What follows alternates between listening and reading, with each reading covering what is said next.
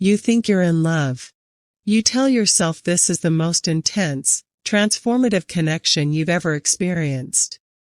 You feel it in your bones, in the way your pulse accelerates when they finally text you back after hours of agonizing silence, in the way the world seems to sharpen and brighten when you're together. But there is a disturbing reality hidden inside that intensity. You aren't falling in love with a person. You are falling in love with a high. You are mistaking the erratic oscillation between desperation and relief for a cosmic bond, and that mistake is costing you your sanity. We need to talk about the physical sensation of toxic chemistry. It isn't just butterflies. It's an adrenaline spike. When you are with someone who is constantly keeping you on edge, someone who is intermittently present and then suddenly distant, your body is bathed in a perpetual cocktail of cortisol and adrenaline. You are in survival mode, but when that person finally shows you a scrap of affection, when they suddenly turn the charm back on after a period of emotional starvation, your brain releases a flood of dopamine. It's the same chemical pathway activated by gambling. You aren't feeling the warmth of companionship, you are feeling the relief of the withdrawal symptoms ending. You have trained your nervous system to associate terror with comfort. Because the only way to get the relief is to endure the torment, you begin to crave the torment just so you can feel the relief again. You haven't found a partner. You've found a dealer.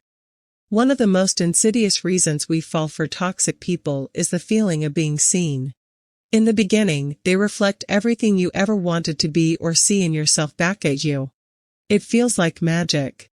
They love the same obscure music, they have the same hidden anxieties, they seem to understand your worldview with a depth that your long-term friends never have, but this isn't true empathy. It is mirroring, a calculated tactic designed to lower your guard and bypass your boundaries. They are simply acting as an empty vessel, allowing you to project your own desires onto them. You are falling in love with a reflection of your own soul, not the person standing in front of you. And because you've fallen in love with your own reflection, when they eventually stop mirroring you and start showing their true, cold nature, you don't walk away. You fight to get the mirror back.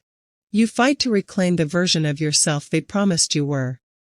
Perhaps the most painful aspect of these dynamics is the obsession with potential. You aren't dating the person who exists in the present, you are dating a ghost of who they could be if only they loved you enough to change. You look at their outbursts, their selfishness, their emotional unavailability, and you categorize it as a work in progress.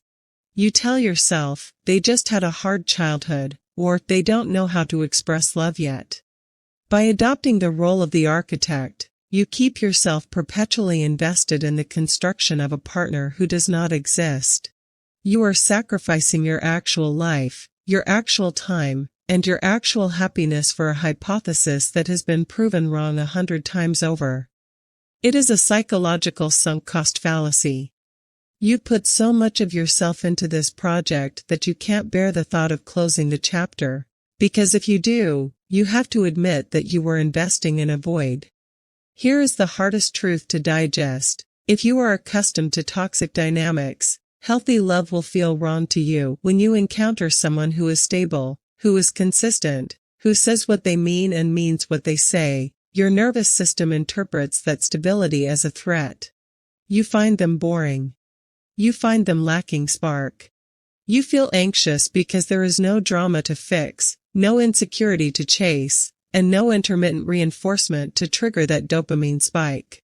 You subconsciously find yourself looking for reasons to push them away or create conflict, simply because you don't know how to exist in a relationship without a crisis.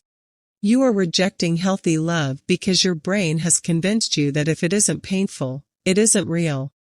Every day you spend trying to prove your worth to someone who refuses to see it, you are slowly erasing your own identity. You are becoming a detective of their moods, a curator of their comfort, and a ghost of your own desires. The tragedy is that you think you are being loyal. You think you are being the one who stayed. But loyalty to a person who destroys you is just betrayal of yourself. They are perfectly content to keep you in this cage because you are the one who keeps the door locked. They don't need to force you to stay. They only need to keep providing just enough hope to ensure you never leave. True love doesn't require you to translate cryptic text messages or spend nights lying awake wondering if you are good enough. True love is not a fire that consumes you, it is a heart that keeps you warm.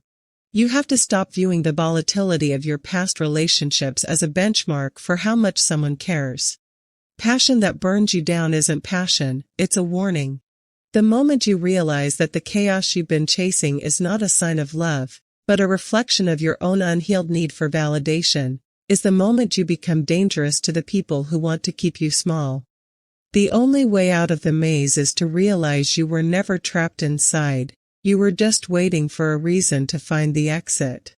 If you're done settling for scraps and you're ready to rebuild your standards, subscribe to Brain Unlocked, and let's start the process of reclaiming your identity.